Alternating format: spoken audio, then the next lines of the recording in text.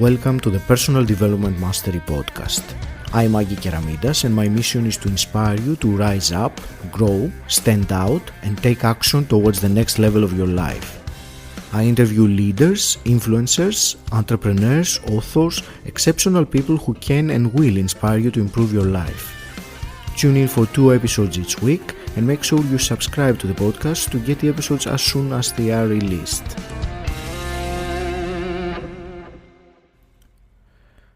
This is the second half of the interview with Tamara von Dohren. If you haven't listened to the first part, go back to episode 75, where Tamara talks about the tall poppy syndrome, embracing our authentic self, and also the Japan, its culture, and the perspective it brings on one's life. You remind me of that. It was Wayne Dyer who said, "If you when you change the way you look at things, the things you look at change." So by changing what you said about the integral of our mind to our experience, because we are experiencing everything through our. It's nothing is out there. Everything is inside here.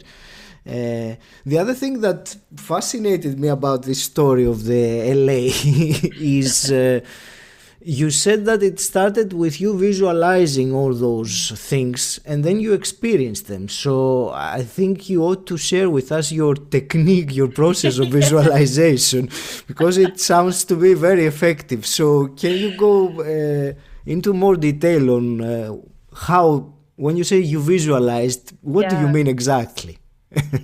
So it's interesting because like I've always had little moments like that where I might like visualize something or think about something and then something very close to, if not the exact thing, will happen. Mm-hmm. And in the past, I kind of, I guess, maybe labeled it as luck or, you know, it's just a cool thing that happened or something. Or it's just because I'm social, going back to that tall poppy moment. And that particular experience in LA was really a game changer of me going, maybe this manifestation thing is for real. Like, maybe there is something to this. Mm-hmm. Because the process that I went through was, so I'm a very visual person. Like I love watching movies. I published a book when I was living in Canada, and creative writing was actually my major at university. So I'm always kind of like even when I have to have a difficult conversation with someone, I will literally visualize it and role play it in my mind. So it's a process for me that I use with a lot of things, that I will literally I might zone out, or I might be like, when I wake up in the morning, I might take a few moments and it's like a little movie plays on in my head. Mm-hmm. Where I picture what will happen, I feel it like it's happening, and it's real for me in that moment. And that, I think, is the key thing. And you, whenever you do research around manifestation or anything like that, that is something that comes up. Another technique I use is journaling as well. So I will journal about what I'm really focusing on, what my goals are and what my commitment is to that, and write about it. Sometimes I'll even write like a future diary entry, a future journal entry for like a few months' time, as if it's happened. Yeah, and I'll write it out like that. But with LA particularly, it was that visualization of in moments, like maybe even a couple minutes in between a break or something at work, where I would be thinking about the trip and again, kind of daydreaming is kind of the closest thing I could describe it as. But yeah, really imagining what could happen in LA and how it would happen and how it would feel. That feeling part, I think, is a real important part of it. Yeah. Mm-hmm. But even I was surprised when it all happened. Yeah. It wasn't until the end of the trip that I thought back to what the things that I was kind of, I guess, fantasizing about would happen in LA, and realized that pretty much all of them had happened in some form or another. Yeah. Mm-hmm. Tamara, how deliberate were you in these images that you were visualizing? Were you producing them, creatively thinking about them, or were they just appearing? It was kind of like, It was kind of like, what would be the coolest thing that could happen in LA for me? Okay.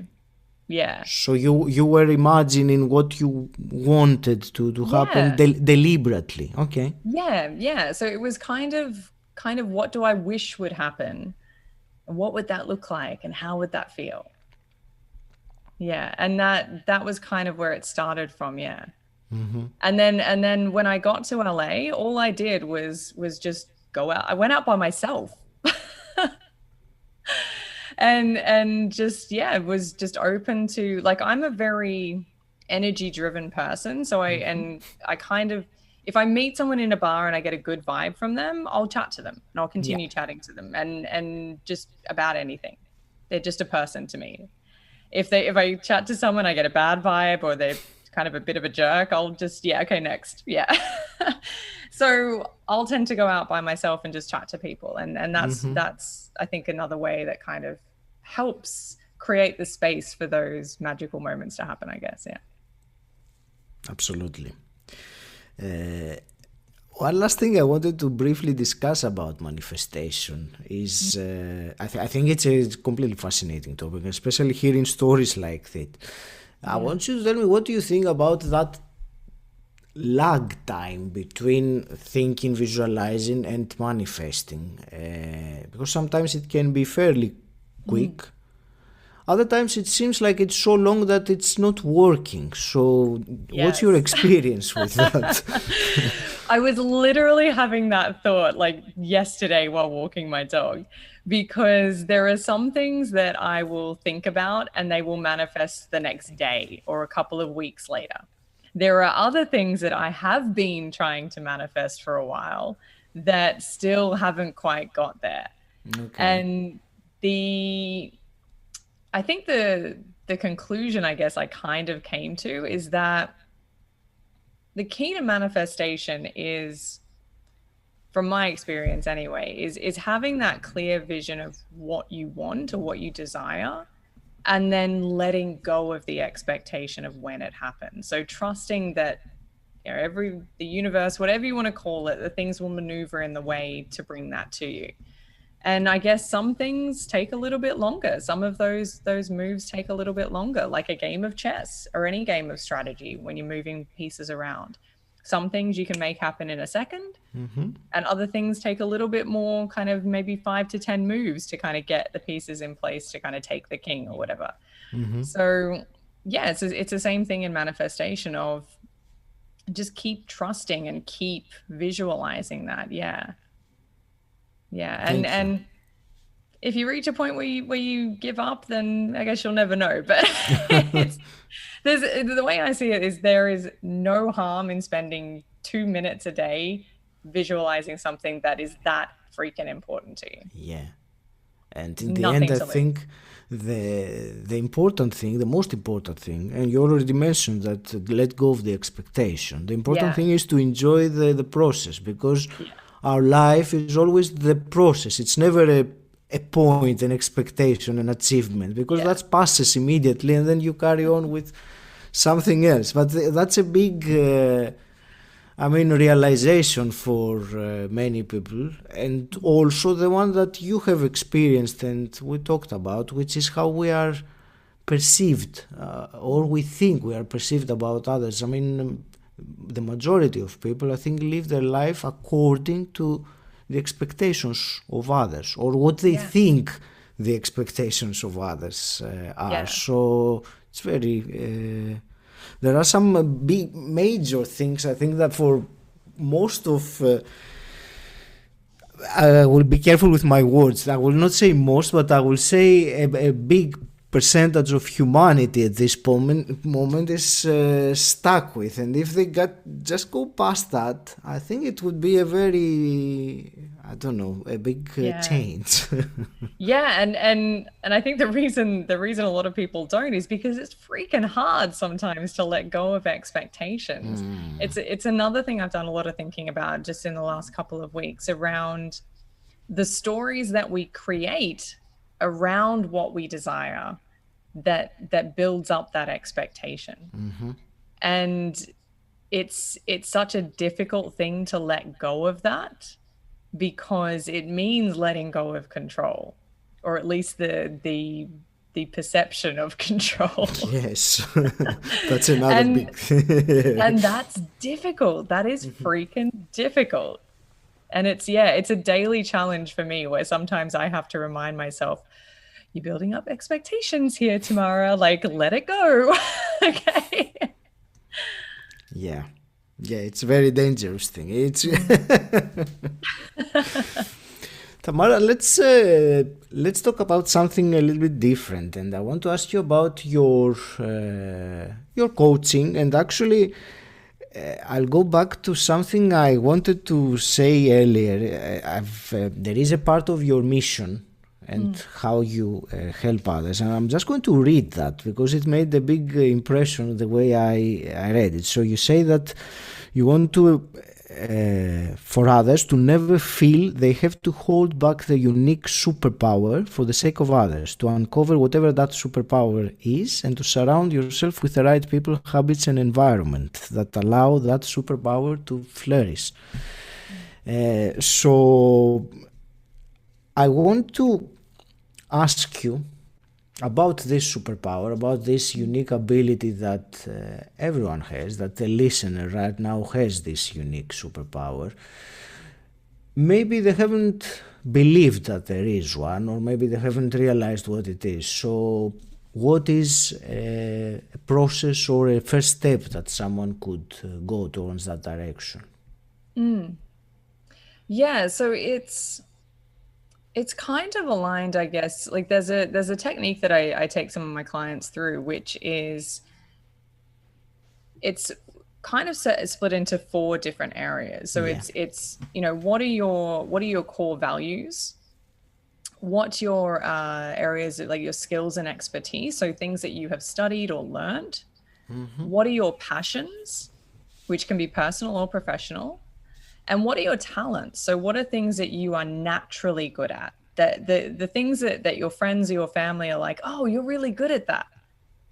Like, what are those things?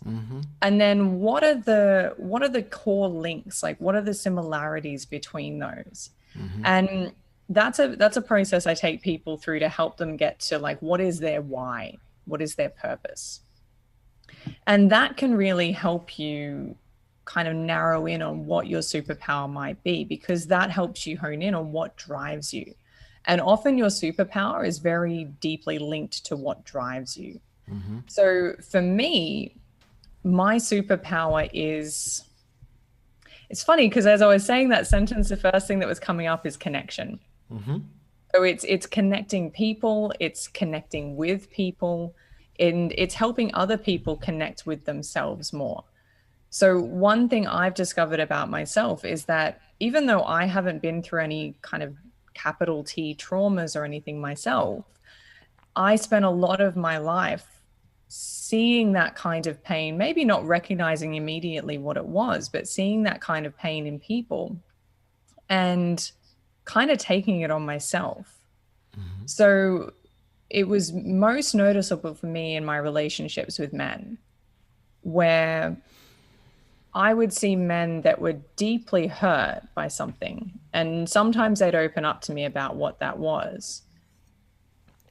But I would also see them act in a way that would push people away because of that. It's like a self-protective mechanism. So my reaction, knowing that I'm very emotionally strong, and getting back to one of my superpowers, knowing that I can take a lot of that emotional pain on myself, I would do the opposite to what they would expect. So I wouldn't go away. I would stay, and I would show them that they could be themselves and be real and be raw, and it was okay. And it wasn't until I kind of looked back on that years later and realized what I was kind of doing. I was helping them connect with that, and I was helping them find a space that was safe for them to be in. At the same time, though, I was sacrificing a lot of my own happiness and taking on a lot of that pain myself. So I've changed the way I do that and the way I interact with men and with people in general.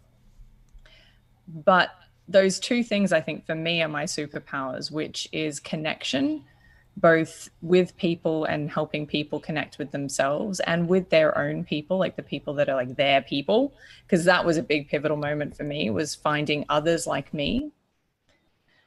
And also holding the space for people to just be themselves. And if that means going into really dark things that have happened to them, I've had people tell me horrible things that have happened to them, like capital T traumas. Mm-hmm.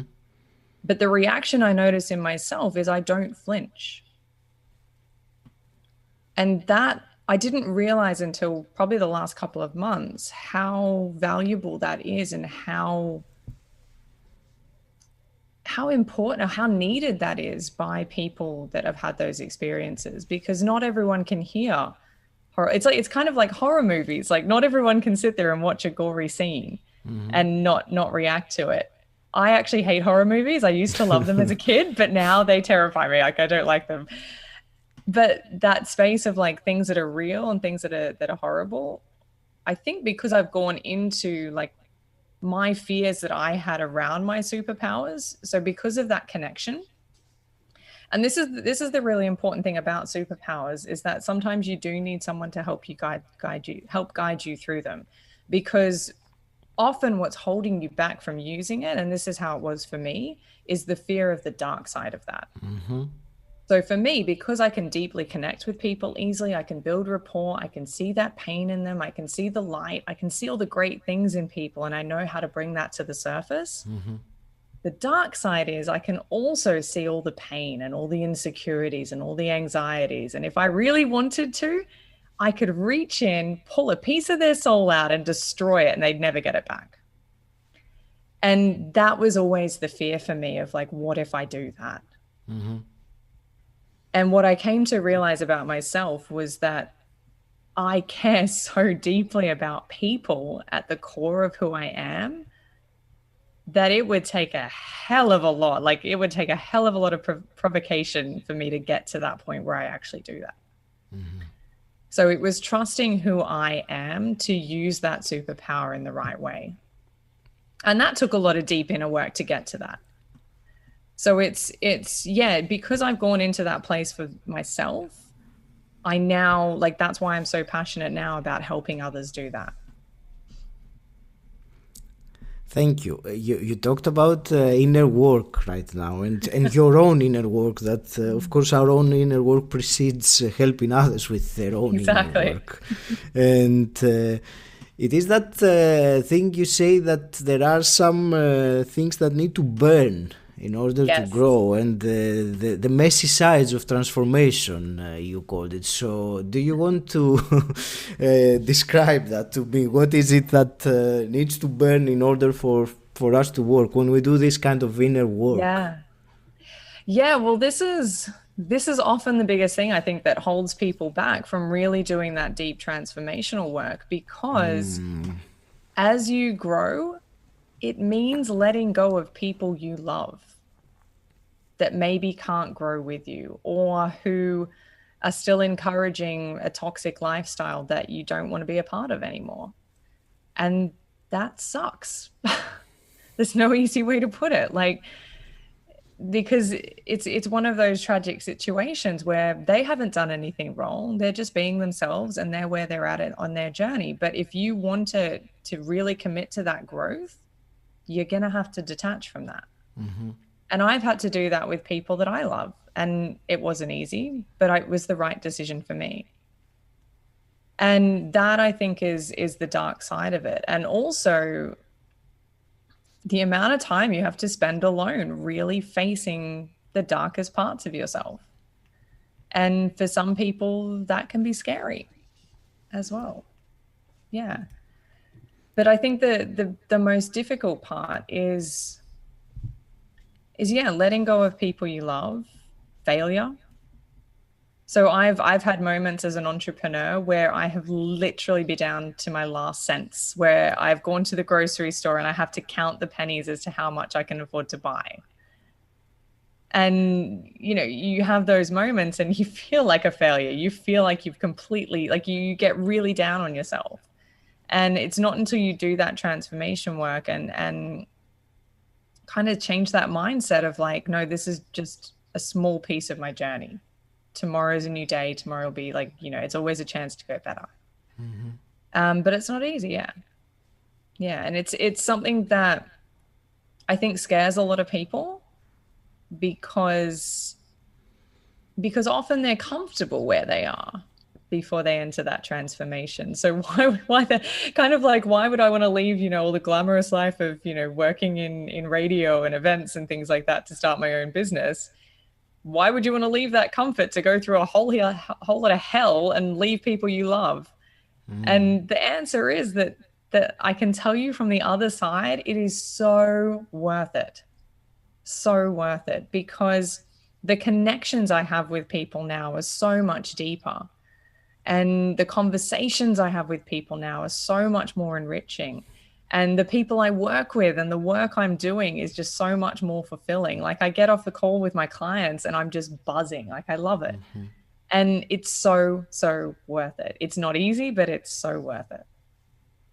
It's, you know, the life we dream is on the other side of our fears, or that thing that we need to break free from. There is, you reminded me, there is that concept of the not to-do list, which is it's a great tool. I do it at every quarter or so, and you write down all your habits or things that you consistently do, and you root out the ones that do not serve you anymore, that somehow it have carried on and on out of habit, but they have served you in the past, but now you just need to cut them off. And it can be difficult, it can be painful, it challenges because they tend to embed in your identity, and our ego doesn't like very much having parts cut off of it. It gets very defensive. And even on a smaller scale, if you want to look for examples of how worth it can be, think of some of the small changes you've done around like health or fitness, or, you know, moving to a new city for a job that you loved.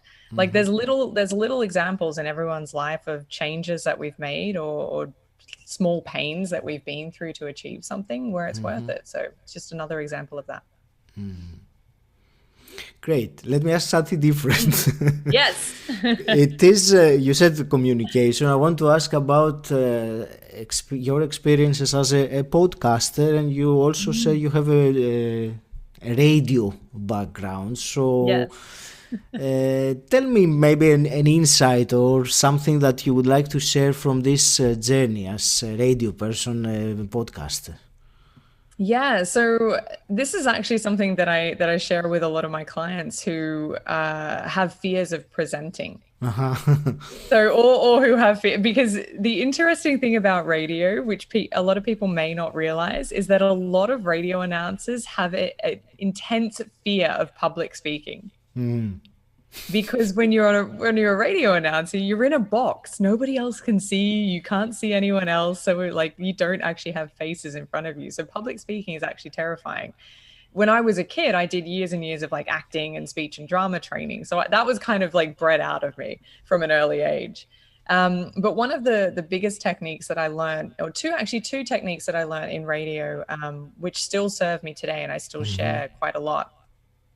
The first one was when you're kind of speaking as a radio announcer, my program director and my mentor at the time told me to put a picture of my best friend on the radio desk. Oh, that's like that's and just speak to that person. So speak to one person.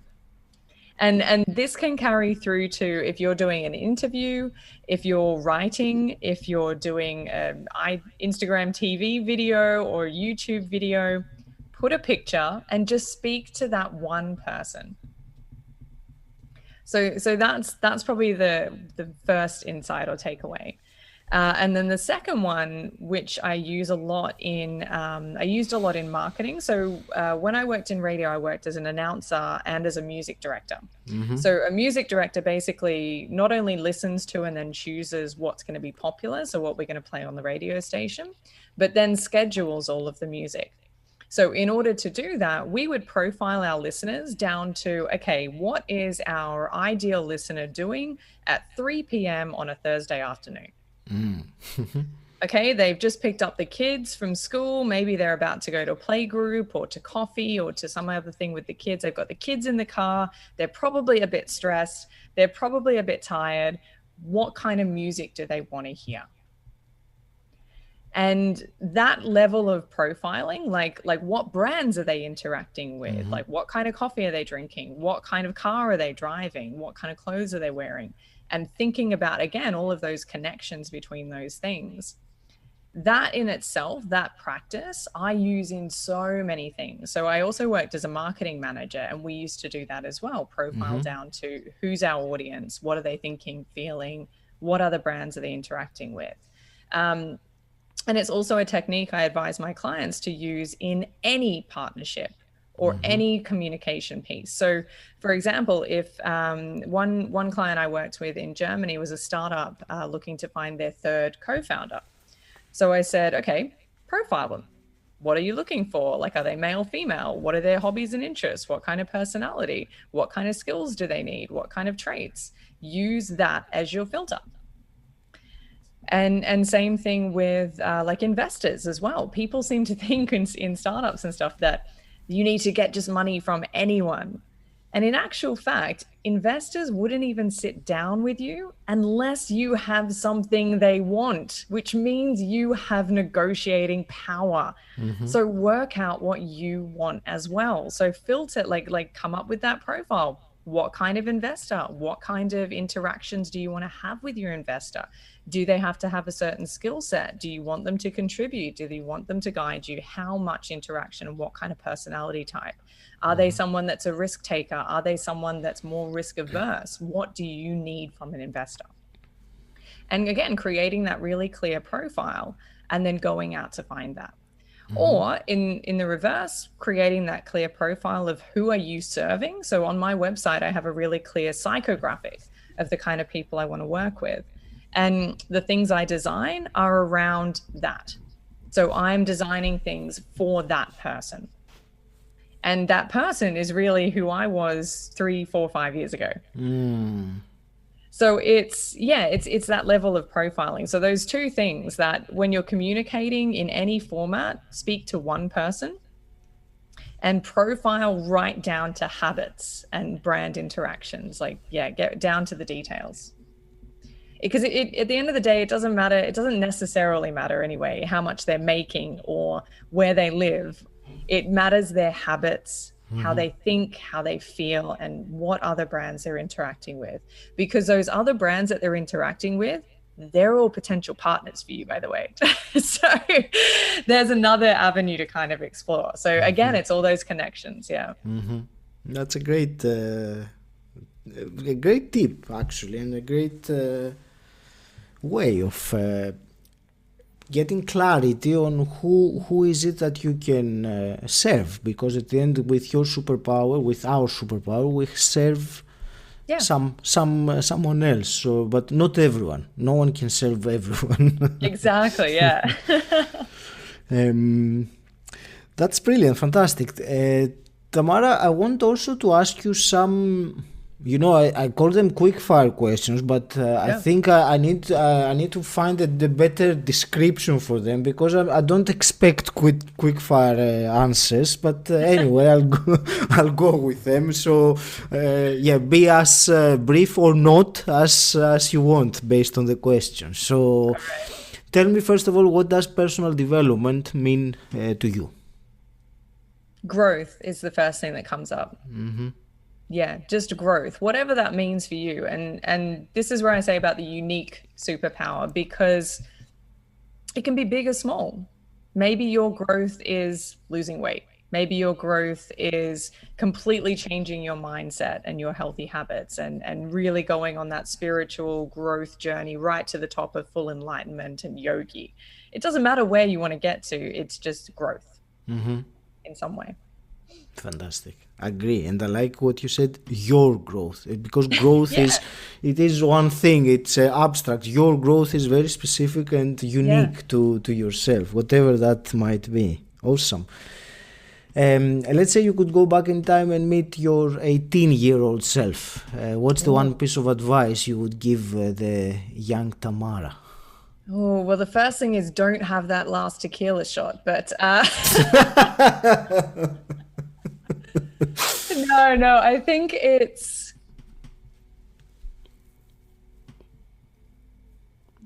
I'm not sure if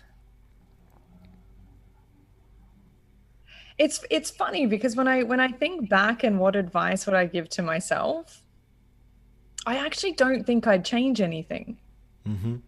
Because I don't think I would have got to this stage, and I don't think I would have had the experiences that I've had and learnt what I've learnt about myself if anything had been different. So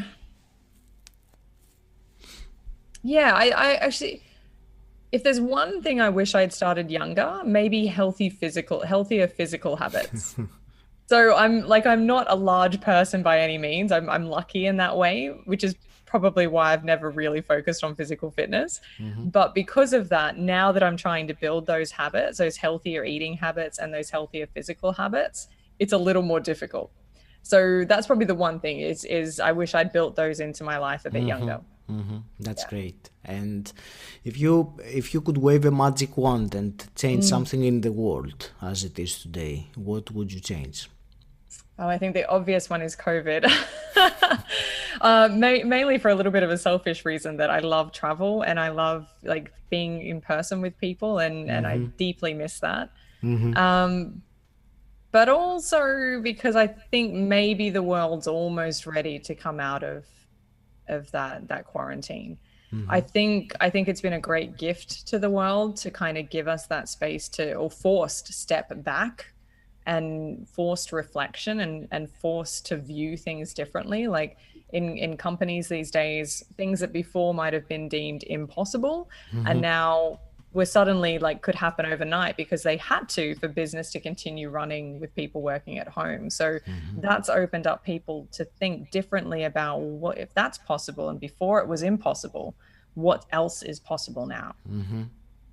So I think the world's just about ready to come out of that. And I think there's potential for great things to come out of that. Yeah.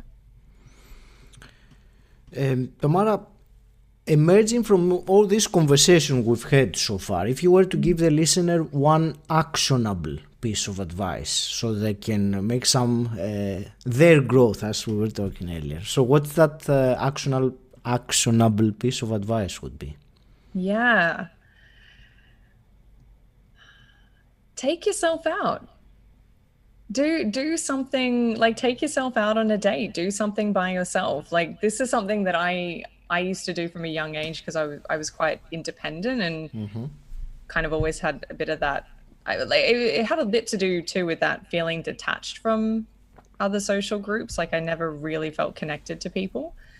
So I would go to movies by myself, or I'd take myself out to lunch or dinner, or after work, if I'd had a long day, I'd go to my favorite cocktail bar and have a martini or something by myself. And often actually I'd get talking to people at those bars and make great networking connections just without meaning to.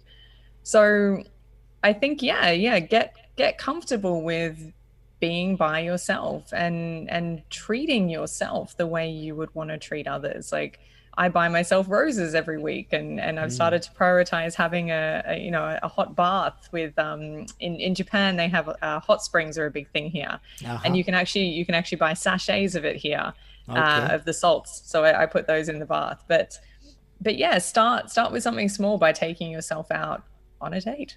It's great advice, and the way we express our self-love shows in all other areas of our life. So we have to fill our own cup first, otherwise we can't really pour to anyone else. If we drain ourselves, there's not much left to give to others. And exactly, it's great to take some time for ourselves. There's nothing selfish about that. It's necessary for others. I actually call it being selfish to be selfless.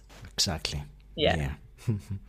Tamara, do you want to share with us a a mistake that you've recently made so we can avoid making the same mistake. Oh, recently. Inconsistency. Uh-huh. Yeah, that's something that I struggle with a bit, because part of me is like, I want to have a plan and I want to do things regularly, but then another part of me is like, I want to enjoy life and be creative and spontaneous. So trying to find that balance is sometimes a challenge for me. But I have noticed that it is important to have a balance between, okay, today I need a rest day to watch movies and do nothing. But tomorrow I need to get back into the habit of writing every day, writing an article 2 or 3 times a week for LinkedIn, for example, or posting on social media with inspiring things and things that are serving my potential clients more. Because that's something that I was consistently doing for a few weeks, or probably a couple months actually, and then dropped off from. And now I'm like, okay, now it's time to get back into it. Yeah. So give yourself permission to have those rest days when you feel you really need them, but yeah, get back into that consistency as soon as you can, because it's very easy to get off it and stay off it. Yeah. Yeah. And it gets difficult to get back on it the longer you leave it. Yeah. We have talked about so many things, and it's been a truly intriguing conversation. Tamara, is there anything you were really hoping I would ask you today and I completely missed it? No, I think we discussed, like, I literally had 3 points written down on my piece of paper here: transformation, self-awareness being key, and mindset being key. And we've talked about all of that. So yeah, it's been great to have that conversation and to share some things on this platform that I haven't previously shared before. So thank you for that. Oh, that's brilliant. It's my pleasure. It's we were talking about your superpower earlier, and I bring that to people. I have been told that I bring that to people, and it's a great feeling to have and do it like that. Can you share how can people find out more about you? How can they connect, and what are you up to at the moment in terms of your coaching business? Sure. So thelonewolfcoach.com is the website. And I'm mostly active on Instagram as well, which is at Tamara Lone Wolf, and it's LONE, like lonely. So Tamara Lone Wolf on Instagram, or thelonewolfcoach.com. And at the moment, actually, so I just completed the positive intelligence training with 𝐧𝐞𝐞𝐝, which is because one of the things that I discovered about myself was that the more I was developing my coach skills and my ability to help and serve others, the better my negative side of my brain was getting at using that against me. So basically what it came down to was that the only one holding me back from kind of achieving the next level of things I wanted to achieve was myself. And I was talking to a fellow coach, a colleague, about this, and he recommended the positive intelligence training. So I've just completed it. It was a 7-week program, and it was a game changer. So even in the first couple of weeks, and basically what the program is built around is it's kind of building up the different neurological pathways in your brain. So it's neuroscience backed. Basically, you've got 2 pathways. So one pathway leads to what they call the saboteur side of the brain, which is like the negative thoughts. And these are all the kind of thoughts and things that have been set up to protect you, basically. So things like judgment thoughts or controlling thoughts or restless thoughts, they're all there to protect you, but they hold you back as well. And it's set up with like simple, what they call reps. So it's kind of like a mind gym, and it's built around mental fitness to build up the strength of the other side of the brain, which they call the sage side of the brain. So instead of focusing on the negative, the sage side is more discerning. So it focuses on, okay, what is the gift in this? What is the lesson? What can I learn from this? Rather than just berating you with negativity. So it's a 6-week course, 7 weeks as a coach that I did. which teaches you how to weaken that negative side and strengthen the positive side through like simple reps. They're like 2-second reps that you can do in a meeting or you can do on a call that will help you kind of like stop that negative thought and then change it across to the sage side. So that, again, with the self-awareness was a really pivotal part of that. So I've just completed that training and actually have gone into the further part of that training, which allows me to then offer it to other people. So I've just launched a program around that, which includes a seat in the 6-week program, which is valued at $995, and weekly coaching during the program, and then for a further 6 weeks afterwards. So because I get the seats for free, I'm only charging for my coaching time. So it's $950 US for the 3 months. And you can find details of that on the website at theLoneWolfCoach.com. So that's my big thing that I've just launched. There's only 5 places. But yeah, I'm really excited actually to take some clients through that training, because having just been through it myself, I know it works and I know how pivotal it was for me. So yeah. It's exciting to share something that you know has had impact on you. I think it's more meaningful, yeah. Oh, yes, absolutely. I can relate. That's why you see me nodding all along. Yes. Tamara, I want to thank you very much for this conversation we had today. It's been truly intriguing and very much enjoyable as well. I want to wish you all the very best with your work, with your mission, and with keeping on finding that fine line in Japan between your authentic self and your, your need to not to offend anyone. Any parting words? Thank you. I'm so grateful to have such a great conversation with you and to have the opportunity to share this with people. And yeah, it'd be great to connect with more people. If this has resonated with you, please reach out either on LinkedIn. LinkedIn or Instagram is probably best, at Tamara Lone Wolf, or the website. Yeah. And thank you again. Thank you for listening. If you enjoyed it, please subscribe and rate Personal Development Mastery on Apple Podcasts, and also share this episode with someone who you think will benefit from it. If you want to become part of an exclusive community, gain access to unique content, and at the same time support this podcast, then become my patron. The link is in the show notes, or you can type bit.ly/pdmpat. If you want to know more about what I do and how I can help you, join my Facebook group Personal Development Mastery. Again, the link is in the show notes, or you can simply type bit.ly/pdmgroup. And until next time, stand out, don't fit in.